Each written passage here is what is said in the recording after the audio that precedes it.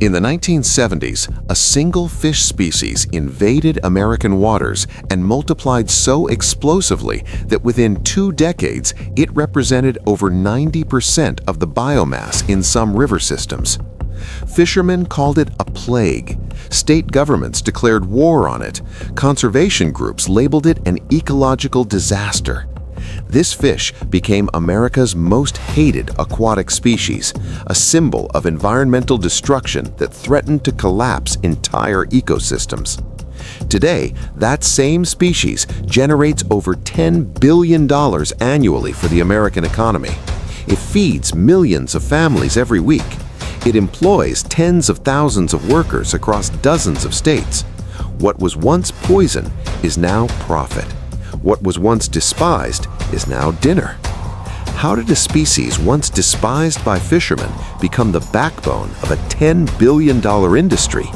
By the end of this video, you'll understand the complete transformation of the Asian carp from invasive nightmare to American economic engine. And you'll see why this story changes everything we thought we knew about invasive species. Stay with us, because this journey goes deeper than you think. The Asian carp, how America's most hated fish just turned into a $10 billion industry. The Asian carp is not one fish, but 4 closely related species: bighead, silver, grass, and black carp. Together, they've rewritten the rules of freshwater ecosystems across North America. They jump from the water when boats approach, sometimes launching themselves 6 feet into the air with enough force to break bones and crack ribs. They consume up to 40% of their body weight daily. They reproduce with stunning efficiency, a single female releasing up to 2 million eggs in one spawning season. But here's the contradiction that drives this entire story. The same biological traits that make Asian carp devastating as invaders make them extraordinarily valuable as a commodity.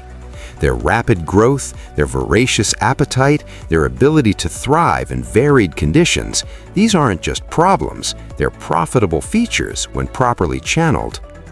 This documentary follows the complete life cycle of Asian carp in America, from the moment they entered our waters to the modern industrial systems that have transformed them into one of the most consumed fish species in the country.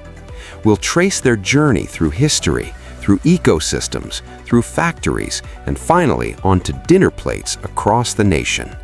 This is the story of how America learned to profit from disaster, how economics reshaped ecology, and how a hated fish became a hidden cornerstone of American food production. The question isn't whether Asian carp are good or bad. The question is, what happens when an unstoppable invasive force meets American industrial ingenuity? The story begins in southern China, where Asian carp have been farmed for over 1,000 years. In traditional Chinese aquaculture, these fish weren't problems, they were solutions. Bighead and silver carp filtered algae and plankton from water, naturally cleaning ponds while producing protein. Grass carp controlled aquatic vegetation. Black carp ate snails and mussels that harbored parasites. This was ecosystem engineering at its finest, 4 species working in concert to create balanced, productive farming systems. American fish farmers noticed. In the 1960s and 70s, as catfish aquaculture exploded across the southern United States, farm ponds faced a persistent problem: excessive algae growth and aquatic weeds. These choked oxygen from the water, killed fish stocks, and destroyed profits. American farmers looked to Asia for answers. Between 1963 and the early 1980s, Asian carp were intentionally imported to Arkansas, Mississippi, Louisiana, and several other states. They were brought to clean catfish ponds, to manage vegetation in sewage treatment facilities, and to control algae in private lakes. The fish performed exactly as advertised. They ate voraciously, grew rapidly, and required minimal intervention. But nature doesn't respect the boundaries humans draw. In the late 1970s, massive floods struck the Mississippi River basin. Waters rose over containment ponds, levees broke, and Asian carp escaped, first by the dozens, then by the hundreds, then by the thousands.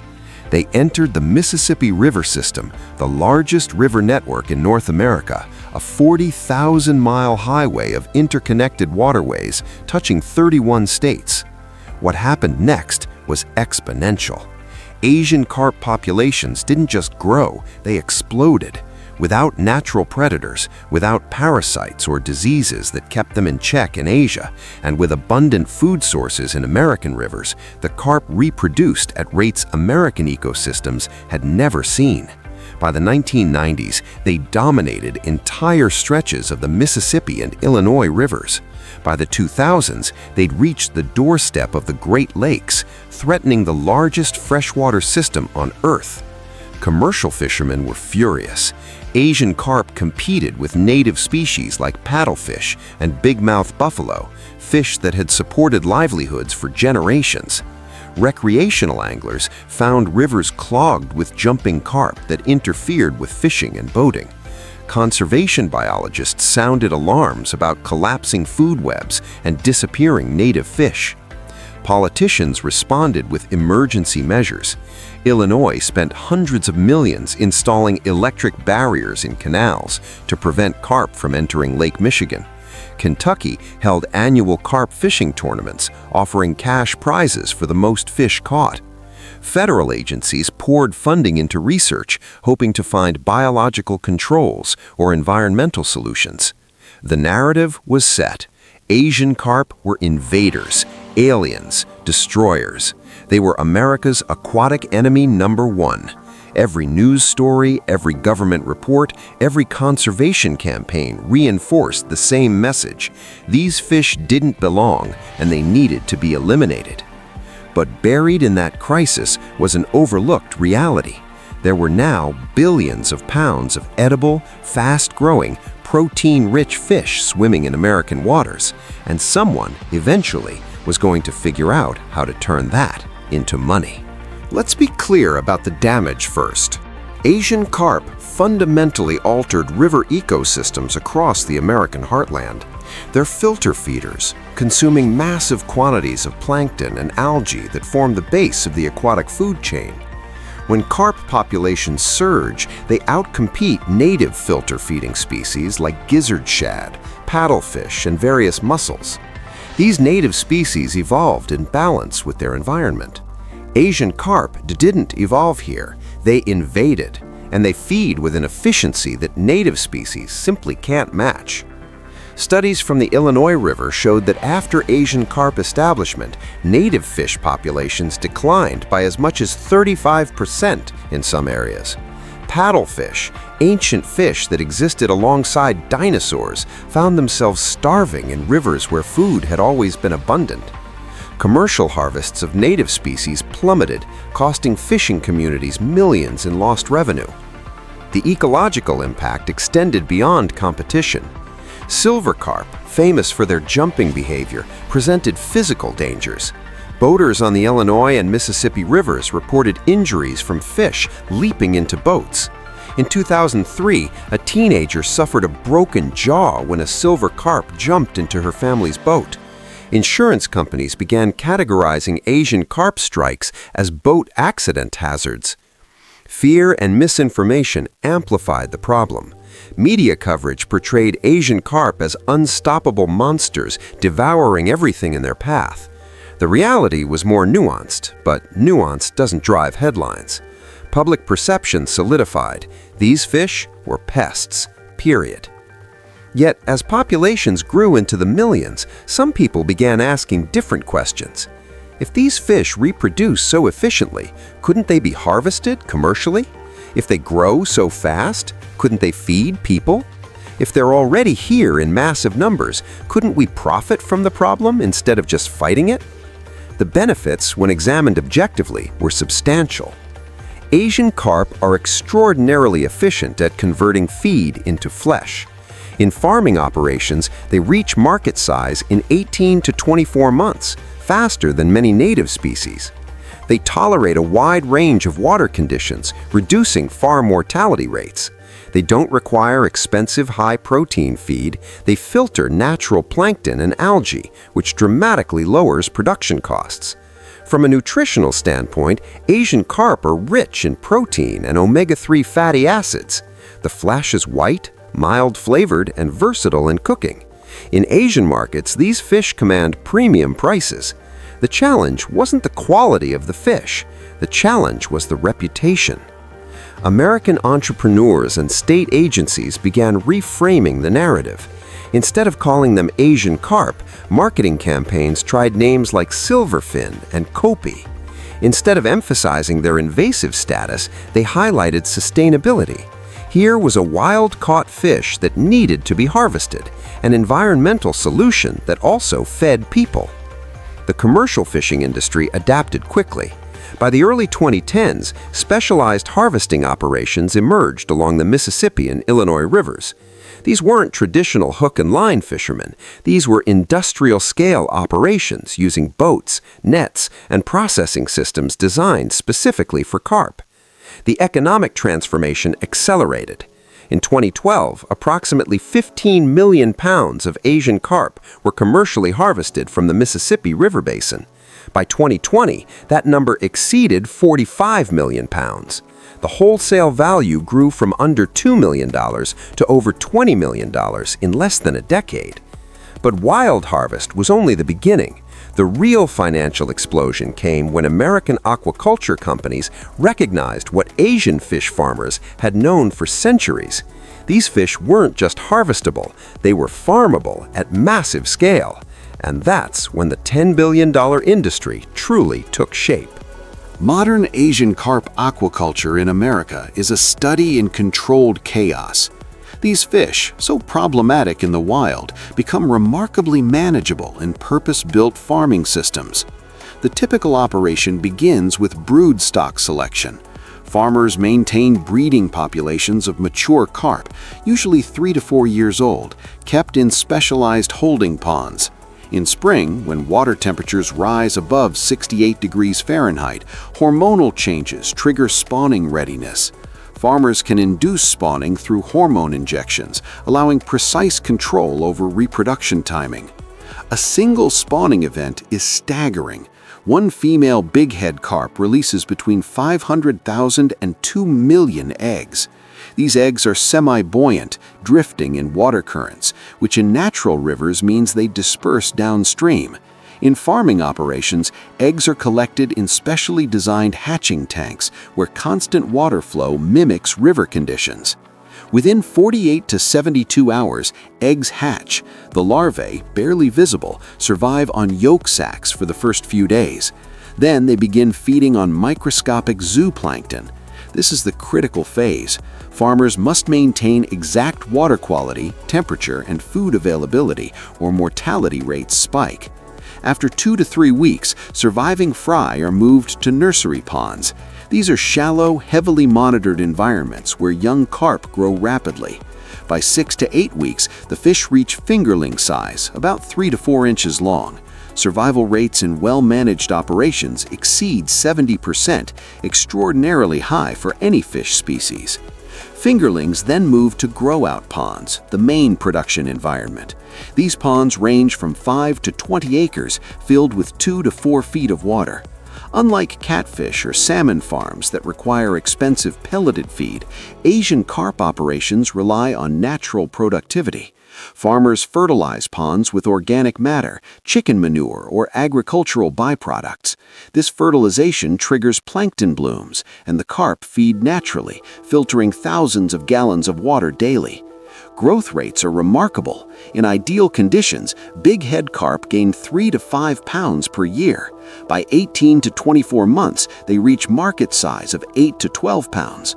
Throughout this period, farmers monitor water quality constantly. Dissolved oxygen levels, pH, temperature, and ammonia concentrations are tracked through sensors and regular testing. Automated aerators kick in when oxygen drops. Water exchange systems flush waste. The infrastructure is surprisingly high-tech. Many operations use drone technology to survey ponds, identifying problem areas or assessing fish density. Underwater cameras provide real-time visual monitoring. Some farms employ feeding response monitoring systems that track how aggressively fish feed, using this data to optimize pond fertilization schedules. Workers patrol the farms daily. They seine sample populations to check growth rates and health. They adjust fertilization programs. They inspect levees and water control structures. During summer, when temperatures peak and oxygen becomes critical, workers operate in shifts around the clock, ready to intervene if conditions deteriorate. Harvesting is labor-intensive but efficient. In autumn and winter, when water temperatures drop and fish metabolism slows, harvest operations begin. Workers drain ponds partially, concentrating fish into harvest basins. Seine nets corral fish, and pneumatic pumps lift them from water into transport tanks. The entire process, from pond to processing plant, takes less than 2 hours. This speed is critical. Asian carp deteriorate rapidly after death.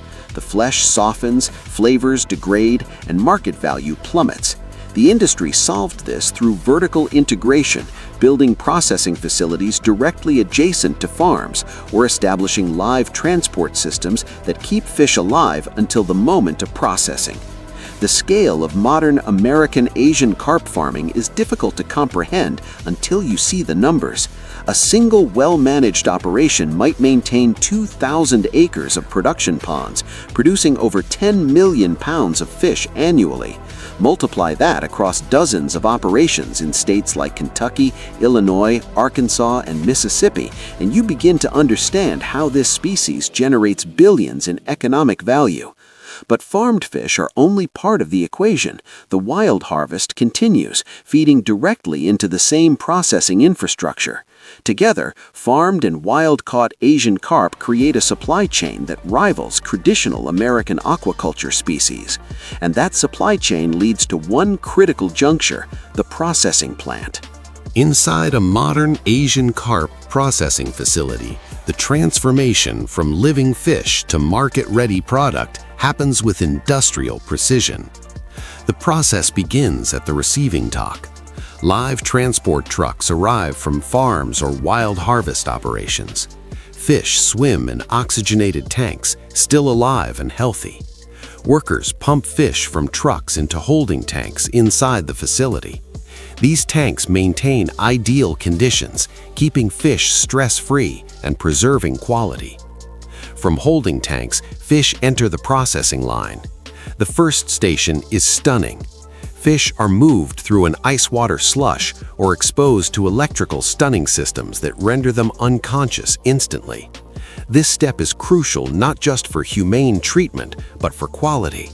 Stressed fish release enzymes and compounds that degrade flesh quality. Next comes bleeding and initial processing. Workers make precise cuts to allow blood drainage, improving flesh color and flavor.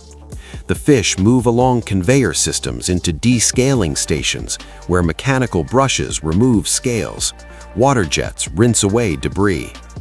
The filleting line is where automation and human skill combine. Mechanical filleting machines handle the primary cuts, using curved blades that follow bone structure to maximize yield. These machines process 6 to 8 fish per minute, producing consistent fillets with minimal waste. But human workers still perform quality checks and hand-trim fillets, removing any remaining bones, blood spots, or damaged tissue. Asian carp present a unique challenge in filleting. Their bone structure includes numerous small intramuscular bones called Y bones. These make the fish less desirable in some markets.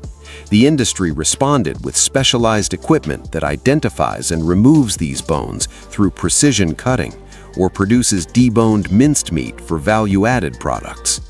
After filleting, products diverge into multiple streams. Fresh fillet production moves fish directly into ice packaging, boxed and ready for distribution within hours. Frozen production sends fillets through blast freezers, operating at -40 degrees Fahrenheit, creating individually quick frozen products that maintain quality for months. But the most interesting development in Asian carp processing is the growth of value-added products. Ground carp meat goes into fish cakes, fish balls, and fish sausages, popular products in Asian American communities. Smoked carp production has grown, with fish undergoing brining and smoking processes that create shelf-stable, flavorful products. Fish meal and fish oil production captures value from processing waste, turning heads, bones, and viscera into ingredients for animal feed and nutritional supplements.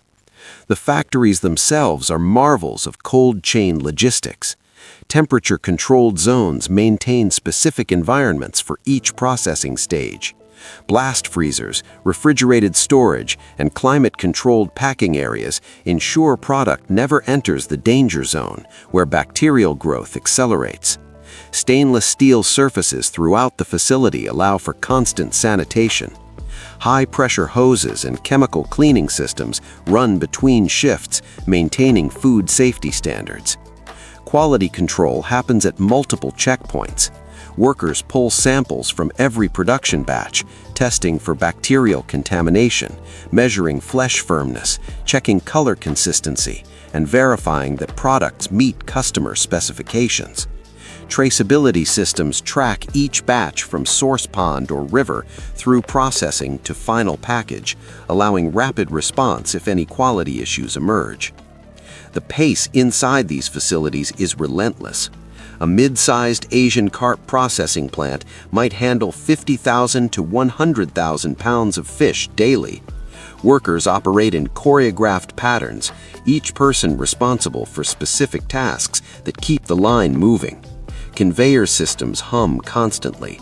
Packaging machines click and seal.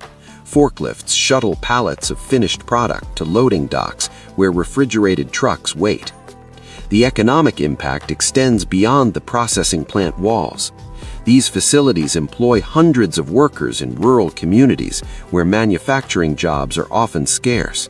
They purchase supplies from local vendors, electricity from local utilities, and packaging materials from regional manufacturers. The ripple effect turns each processing plant into an economic anchor. And from these facilities, millions of pounds of Asian carp flow into American and international markets every week, traveling the final leg of their journey from hated invader to household staple. The hardest part of selling Asian carp in America wasn't the supply. It wasn't the price. It wasn't even the quality. It was the story. For decades, Americans associated these fish with contamination, with invasive species, with problems. The name itself carried baggage. Marketing teams tried everything. They rebranded the fish as silverfin, emphasizing its clean, mild flavor. They promoted copi, a name designed to evoke cooperation and community. They ran campaigns highlighting sustainability, arguing that eating Asian carp helped restore ecosystems. Progress was slow until chefs got involved. In Chicago, innovative chefs began featuring Asian carp on upscale menus, preparing it with techniques that showcased its delicate texture. Smoked carp appeared on charcuterie boards. Carp ceviche became a summer special.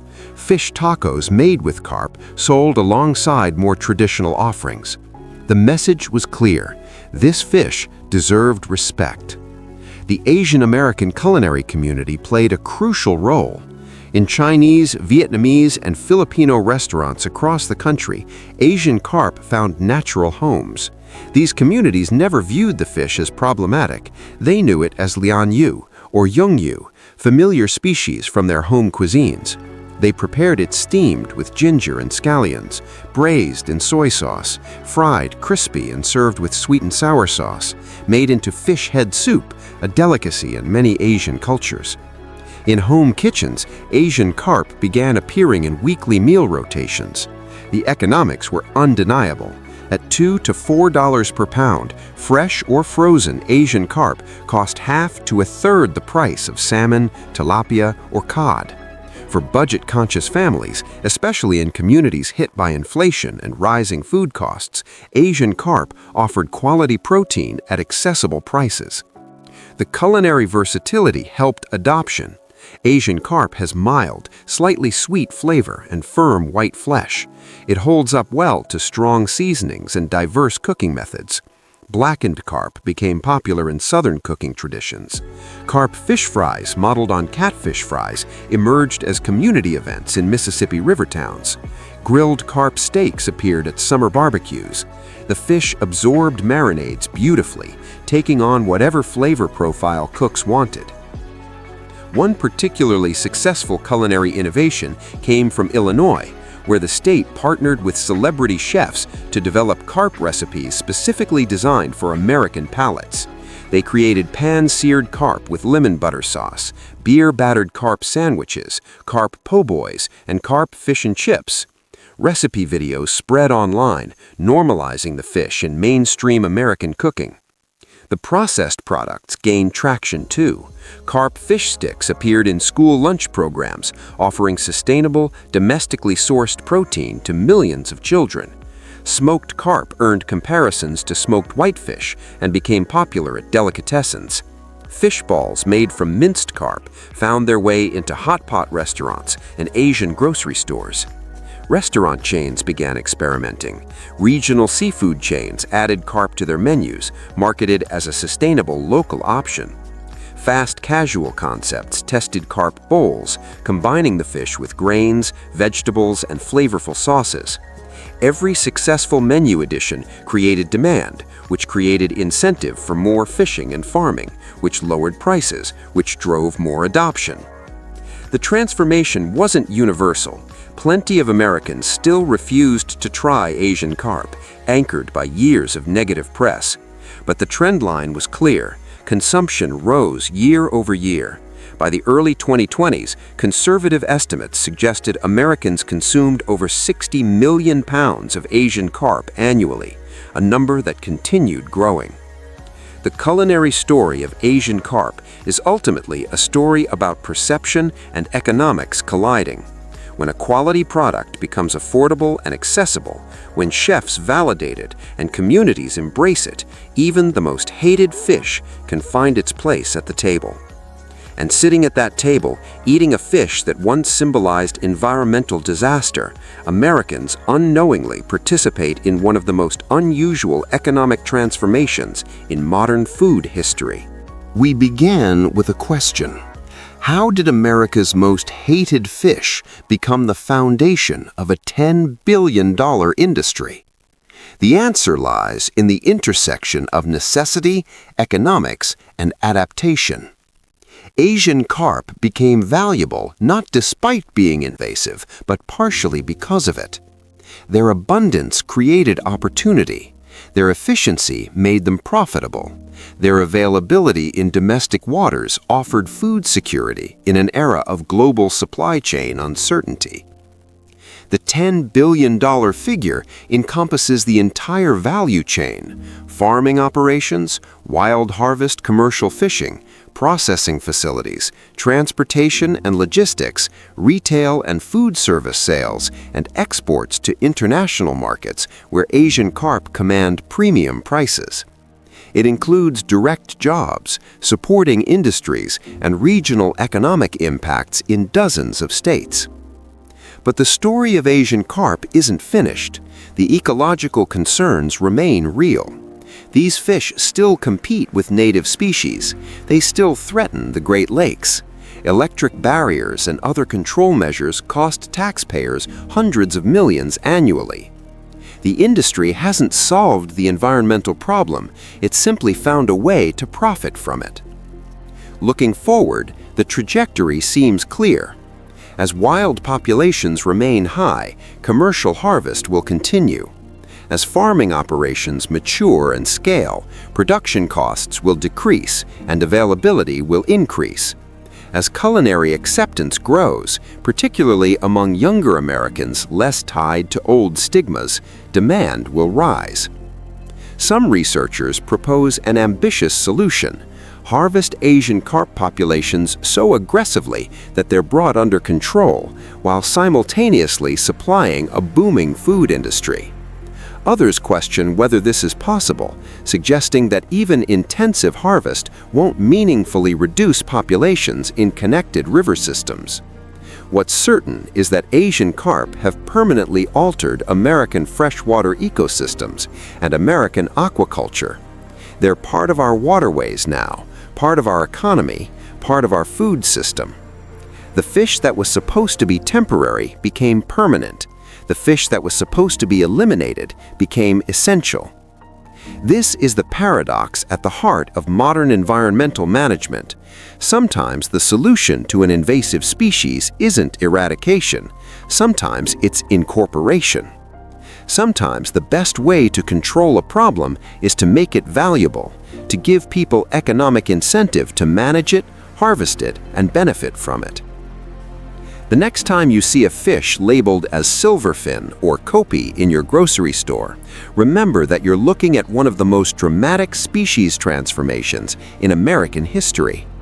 You're seeing what happens when ecology meets economics, when disaster meets opportunity, when America's most hated fish becomes dinner for millions.